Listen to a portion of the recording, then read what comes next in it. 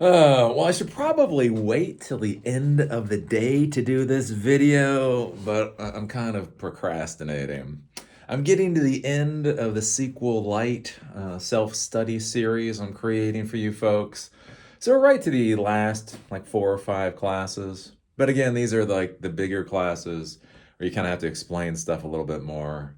It just gets to be a bit of a pain in the ass. So yeah, that's why I'm doing this video right now. I'm doing this video right now because I'm procrastinating. The teacher is procrastinating. That's right, boys and girls. We are all human beings. I do want to say, as a little bit of a note. I did the tech coaching yesterday. Every Monday between 1 to 5, I do these tech coaching sessions with viewers. It's basically 30 minutes. We get on a Zoom call and we talk about whatever your issues are, which is never Azure versus AWS. Oh, someday I'll actually get real technical issues. Anyways, whatever. You all have problems. As long as it's in the world of technology, I'll try to help you solve them. But one of the things I was thinking yesterday is I don't know what it was. I don't know if it's like the moon, where the position the moon is or something. But I swear, like all 5 people essentially had like the exact same type of issue, and it was that they were basically all scatterbrained. They're like, I'm doing this and I'm doing this and I'm doing this and I'm doing this and I'm doing this and I'm doing this and I'm doing this and I'm doing this and I'm doing this and I'm doing this and I'm doing this, and how do I get a job? And you're like, what the hell? Pick something. I had this wasn't even a joke. Again, the real world. Again, lovely person, lovely human being. But it was like, okay, Eli, I want to create this app company. I'm like, oh, okay. So I can use the profits from that app company to fund the creation of this other app company. And I'm like, okay, I guess. It seems a little more complicated. And then do that in order to do this entirely other thing. And I'm like, wait a minute. So you want to create this company to fund this company, so this company can fund that entirely different thing. Yeah. How do I do that? I'm like, fuck. How about, I'm just going to put it out there, you focus on the thing that you actually want to do.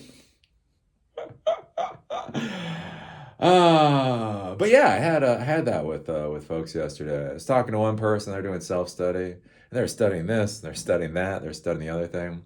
So they have the ability to get a job somewhere. They're like, yeah, okay, so I think I get this job this one place. I'm like, okay, well, study for the skill set that they want there. They're like, okay, well, that's what I'm doing. I'm doing right now, and then after that, I'm gonna start studying this entirely different thing. And I'm like, why are you going to start studying an entirely different thing before you got the job, right? So he's studying this to get the job, but then he's like, well, because now I'll study that so I can get the job after. And I'm like, oh fuck, no, you keep studying what the boss wants until you get the job, and then you can worry about it. How about you get it before you worry about after? And yeah, there was a story I told like 4 different times yesterday about again, after I got out of the military, I was getting my criminal justice degree, and I want to go work for one of the agencies. And the agencies are all big about push-ups. The agencies are all they're like back in the day, like the PT tests, everything was push-up. Apparently, the army got rid of push-ups or something. I don't know. It's modern world. Anyways, so I was trying because I got my gimp wrist, so I was trying to figure out how to exercise, to do better with push-ups. So I joined this gym. And I'm talking to the personal trainer. So they give you like 2 sessions with a personal trainer. And I looked at him and was like, yeah, okay. What machine here? What exercise can I do to get better at push-ups? And it's funny because then he just looked at me and said, push-ups. If you want to get better at push-ups, do more push-ups. I was like, whoa.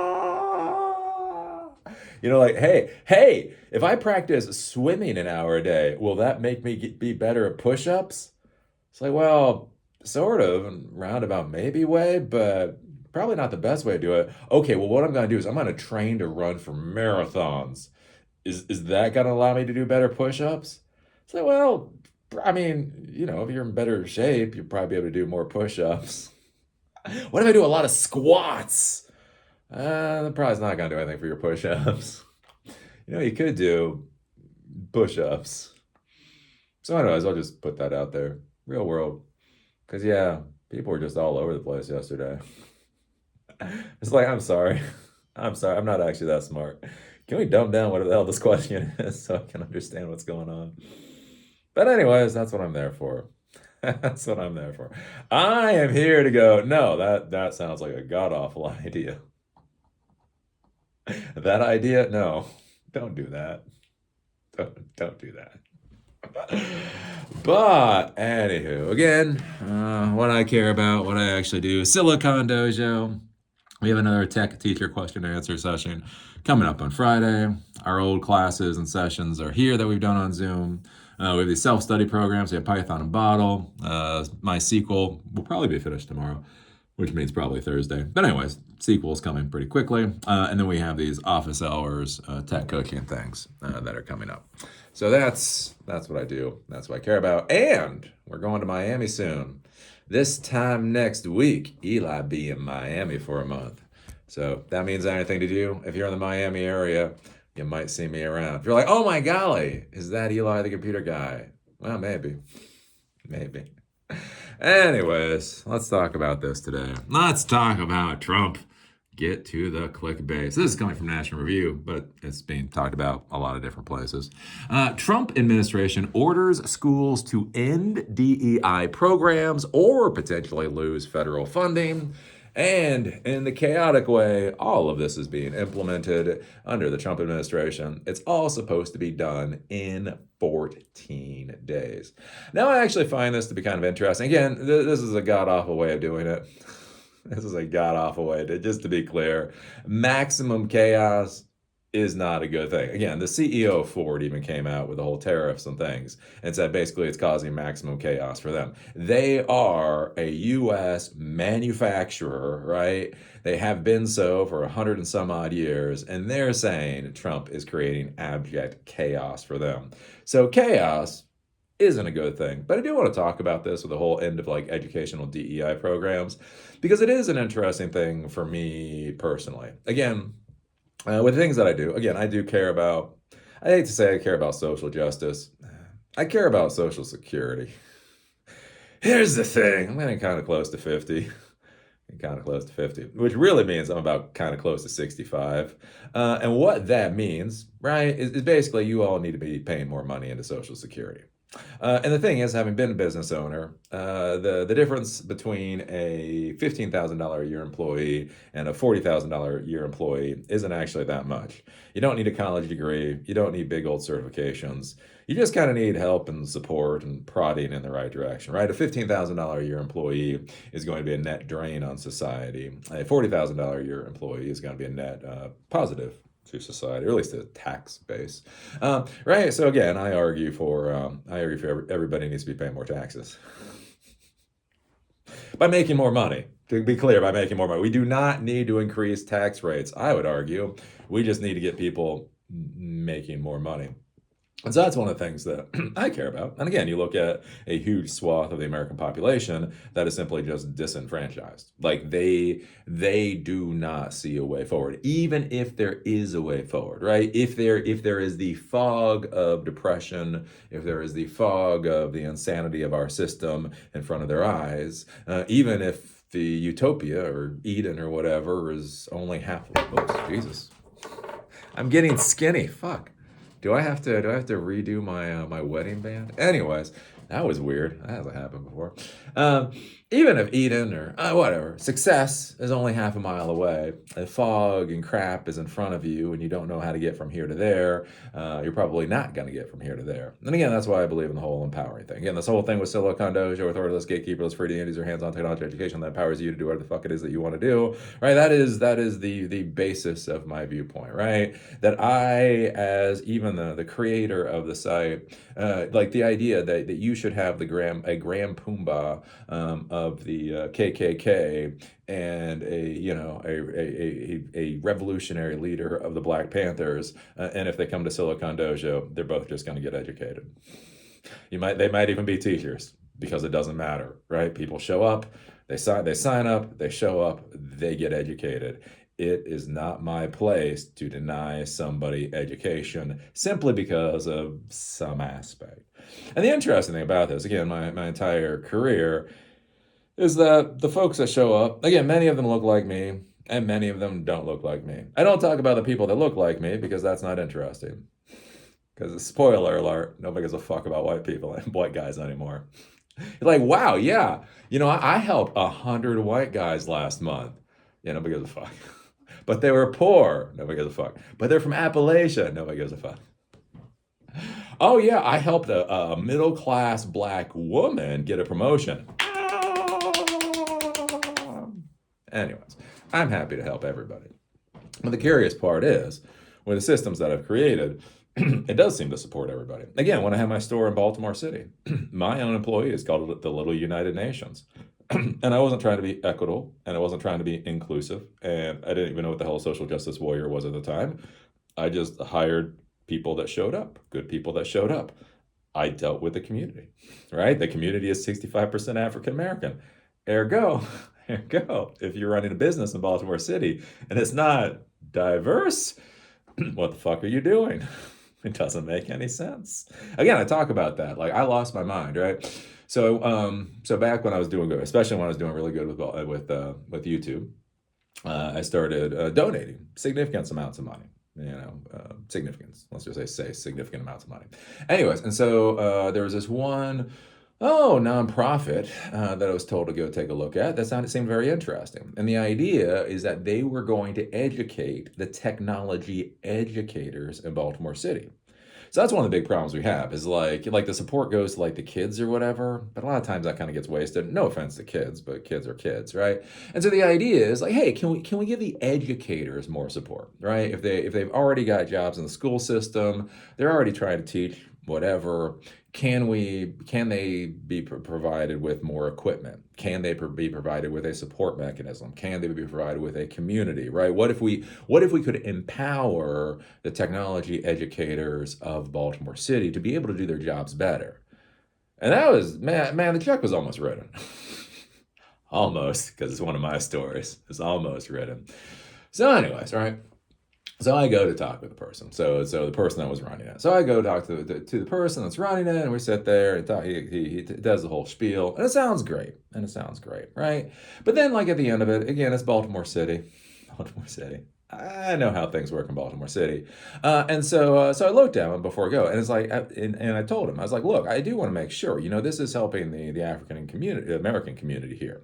Not that it has to be 100% African American community support, but I want to make sure this isn't going. So like, Baltimore City is massively self-segregated, and so like you can support all white kids in Baltimore City. Right. Again, Baltimore City is literally majority African American, but you can do things. You can steer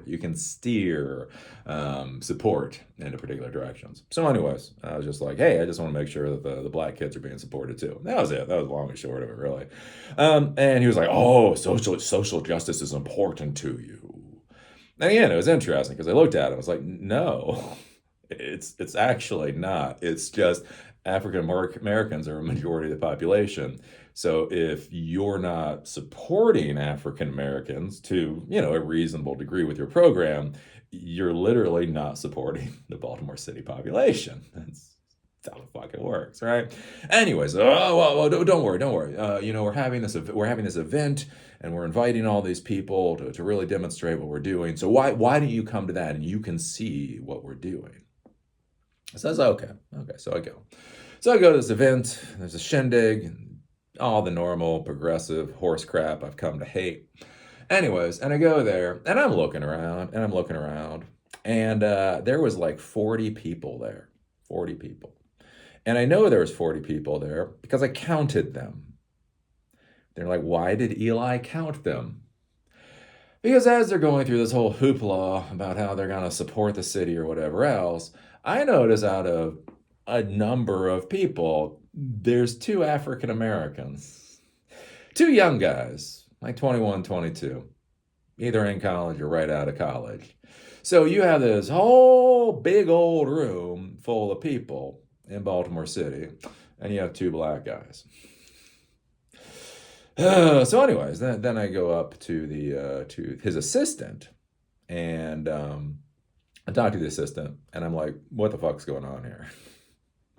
You're talking about supporting Baltimore City, and Baltimore City is majority African American. You have 40 people in this room, and two of them are lovely young African American men. But I mean, they're not the decision makers. They're not players. I mean, they're here to find out what's going on, but that's about it.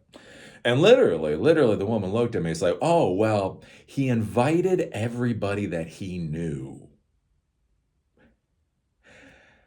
This is where I talk about the structures of racism, right? We talk about systemic, structural racism. And what happens when you have piece of crap, blue hair progressives talking about how they're going to make a city better? They don't even fucking know, interact with half the population of the city. That was when I knew at the time. I figured out at the time the population of Baltimore City was actually 64.5% African American because I went back. Because I was like, I knew it was African American, majority African American. I didn't know what percentage. It actually is. It was, at least at the time, it was 64.5% African American. And literally, they do this event to support Baltimore City. And there's two motherfucking black people in the room. And that is where I come with the story, right? You can have an open door policy. And again, this is the racist. This is progressive racism. I really want you to understand how progressive racism works. You have an open door policy. Anybody can walk through the door, but you only let the right people know that the door exists. Imagine if there's a door to resources that people desperately need, but only the right people know that that door exists. And that is the beauty of progressive racism, which again is why I'm not a progressive. And although Trump is driving me out of my damn mind, it's why I give blue hairs crap.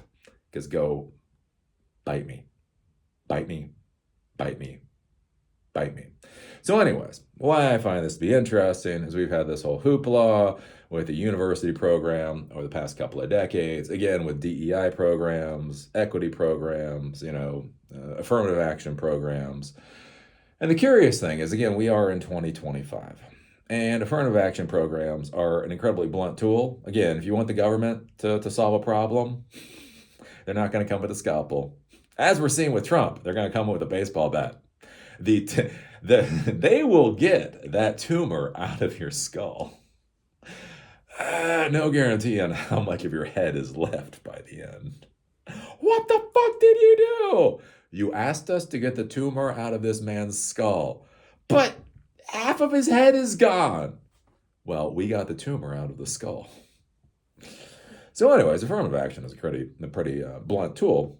And what's been interesting to me, again, with my life experience, and again, like looking at the people I talked to yesterday. Again, I do these consultation meetings. I had a Muslim talking about how he was able to get a job in Iraq because of my networking classes. I was talking to a black guy literally in Selma, Alabama. I was talking to a gay guy, and he was talking about the issues of being a gay boss in Alaska, right? And again, you don't see fucking flags on fucking silicondojo.com, right? You don't go there. There's no pastels. There's no fucking rainbows. There's no black fists or shit. I just do my damn job. But anyways, and that's one of the curious things that I find with the whole affirmative action or whatever version of it is that we still have in the 2020s, is it seems like incredibly blunt tools that whether or not they should have been there in the 1980s or even the 1990s, we should have progressed further than this by now. Not that many people in the country do not need a leg up. Not that we shouldn't be nicer to black people and think about what we're doing and that kind of stuff, but that why are we using these incredibly crude tools even at this point in time? And are they effective in the way that we think they're effective? Again, one of the most insidious things, I hadn't realized this until I was reading about it, is, I mean, you do realize that many of these African Americans that get into college programs through diversity initiatives take out loans. Like, think about this for a second. This is fucked up. Didn't cross my mind. So, you have people getting into universities that are not qualified to get into these universities. And again, when we talk about qualified, the things are, do you have enough resources to get through the school? Do you have the prerequisites to get to the school? Do you have a stable enough home life so that you can do the homework and the extracurriculars and all that kind of stuff? Do you have the mentality for studying and that type of thing? Again, and when I talk about that, that's not like a fucking black-white thing. It's just like a anybody thing, right? One of the reasons they say that high schoolers should go pretty much directly into college is because they're used to school. Again, studying, reading a crap ton of books that you don't particularly want to read, taking notes, going through seminars, doing all of these kinds of things is a skill set, and you get rusty at it. Again, I haven't been in a university in a long time, right? I don't know if I would want to go back. I mean, to have to sit in a fucking classroom for hours on end as some, teacher pontificates about crap I don't really care about and the whole 9 yards, right? That's a real pain in the ass. And so one of the interesting things, a lot of these diversity programs is you're slotting, right, diverse students, and they're able to get into these schools whether or not they're fully qualified and have all these other things. And here's the thing, that's that, right? If you give them grants, if you give them scholarships to do this, what's the worst that can happen? They come in, maybe it's a bit over their head, they get experience, they understand a little bit more about the world, and they get crapped out the other side. Right? Probably, maybe they waste a year or two of their, it's not even a waste of their time, really. They go, maybe they can't keep up, and then they have a better idea of where they fit into our economic landscape, right? Scholarships and grants doing that is what it is. Here's the thing, these poor bastards are getting loans. They're getting loans. So they're getting into college programs they're not qualified for. And they have a massive rate of non-completion. And as you know, with the American college system, if you have 117 credit hours, that is worthless. If you have 120 credit hours that gets you a degree, that means you have a degree. So if you're one of these people that muddles along for 3.5 years through a bachelor's program, but just cannot get to the end for whatever reason, you get spit out with no degree, so you can't really put it on your resume, and a massive amount of loans. Think about the horror show our university is creating with people that have massive amounts of loans and no degree. Like, I laugh about basket weaving degrees. Think about these poor bastards coming out with $100,000 in loans for basket weaving degrees. God, that must suck, right? Is there anybody in the world in a worse position than that? Yeah.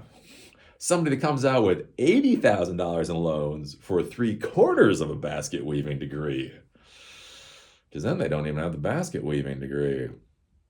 And that's one of the things I consider, like I said, with this whole education thing, is that it's so curious how these universities are doing things where I think it's setting everybody up to fail, especially the people that they're trying to support. So the curious thing now is that Trump is trying to kill DEI programs for universities.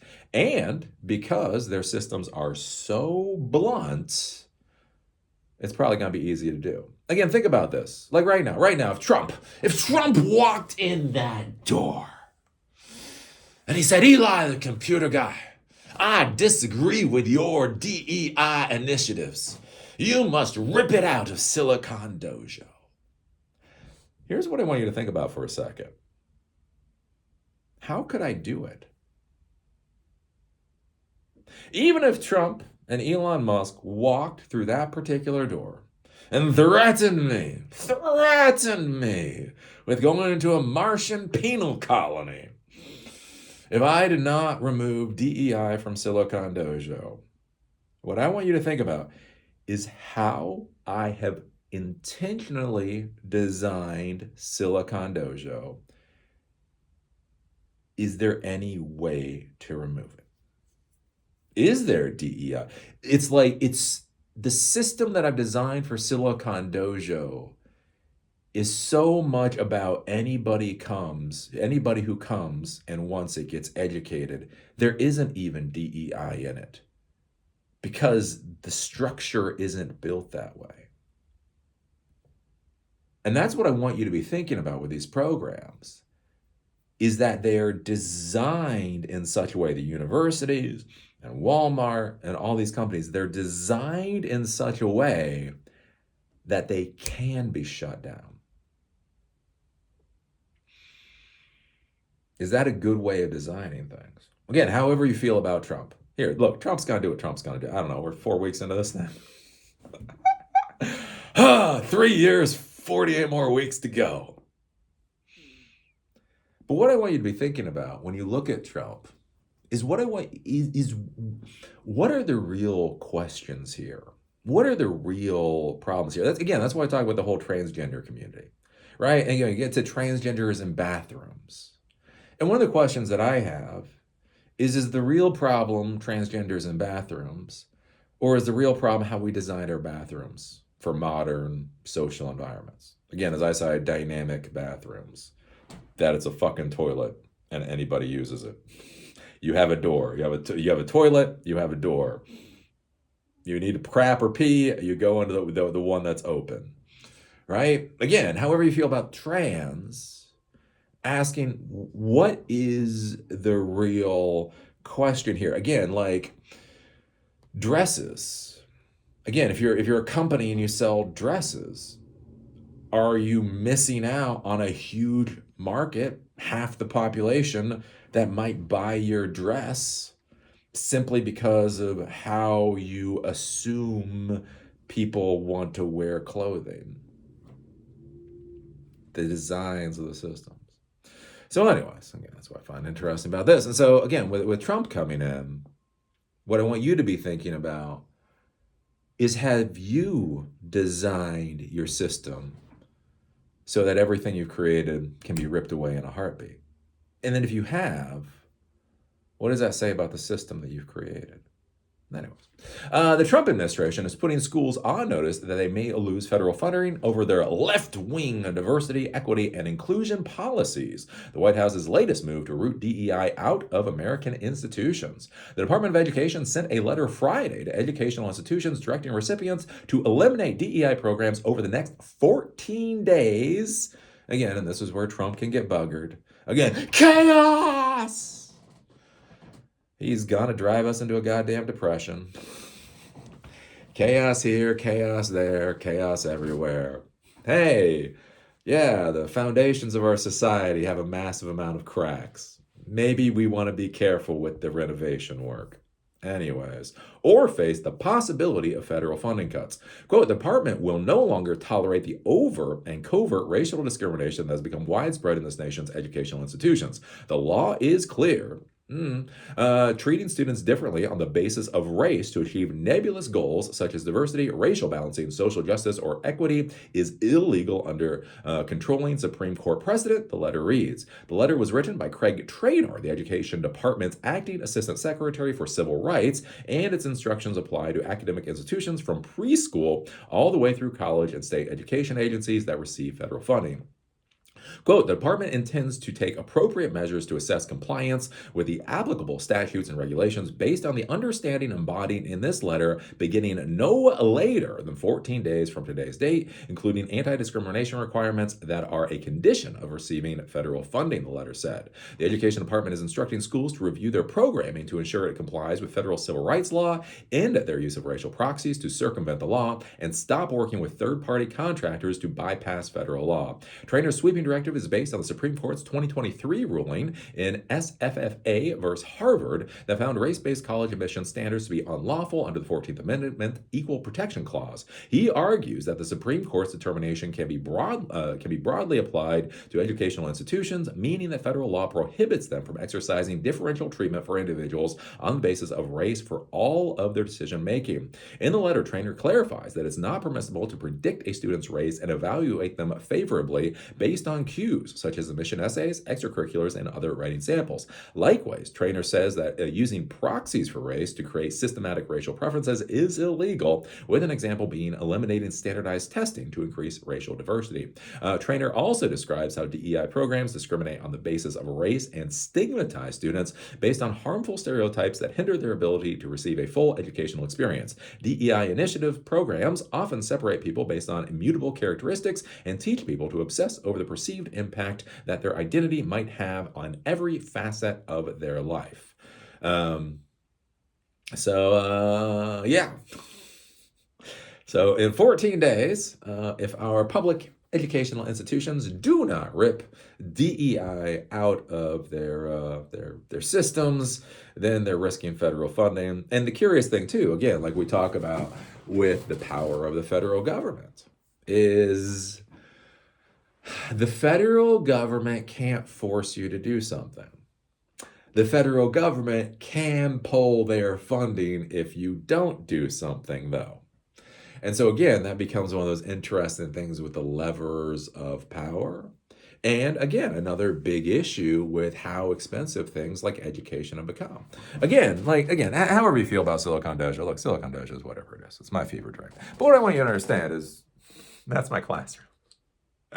You see this? This is where I do Silicon Dojo, right? That's my screen over there. That's my cameras right there. That's a 5-foot table right there. All right, I do everything I do for Silicon Dojo. And whatever this is, 150 square feet. This is my whole office. Again, however you feel about it. I think about that when I went to university. So when I went to university, I got my criminal justice degree at University of Baltimore. And basically, at that time, they were getting a beautiful new building for the business people. The business people had a beautiful building. The law school had a beautiful building. And the criminal justice department literally had the building from like the 1920s. That they were renovating while I was going to school. So like the 2 years I was there, it was also under renovation.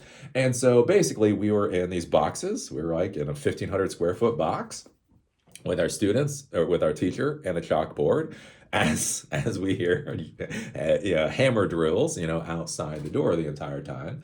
But the thing was, education was relatively inexpensive. Again, think about this. If education requires paying a teacher and paying for a 1,000, 2,000 square foot box, you don't need a lot of money for that. So you don't have to really care about the funding so much. Really, right?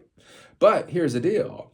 If all of a sudden, in order to teach people, you don't just need a 1,000 square foot box, but then in that 1,000 square foot box, you need nice desks, not just desks. You need nice desks. You need nice chairs. Beyond that, well, the students need a place to congregate that has to be nice. Oh, and if they're going to drink coffee, right? They can't drink Folgers. They have to have a nice little coffee shop that they can go to. And if they get all that coffee and they have energy they have to burn off, then they're going to have a climbing wall. Like what? Why do they need a climbing wall? Why do they need an Olympics-sized pool? Why do students in the modern world need anything other than a box and a fucking teacher? They don't, right? But that's a problem with our education system, right? Is they've kept adding all these accoutrements, right? In order to seem bigger and better and cooler, they get more and more and more. All of this stuff costs money. And again, a big funder for this is the federal government. The federal government, from our tax money, we are not paying for students to be educated. We are paying for students to get whatever the hell they're getting out of the current university experience, right? They're coming out, and they're still coming out with $100,000 in debt with a basket weaving degree. And so I think that's an interesting thing to be looking at too with this issue with our education system, is the cost to deliver education has so rapidly exploded that universities can't stand on their morals anymore. Right? You know, if students start acting like dipshits, the universities can't tell them to fuck off. Oh, you don't like the fact that because you didn't hand in homework, you got an F?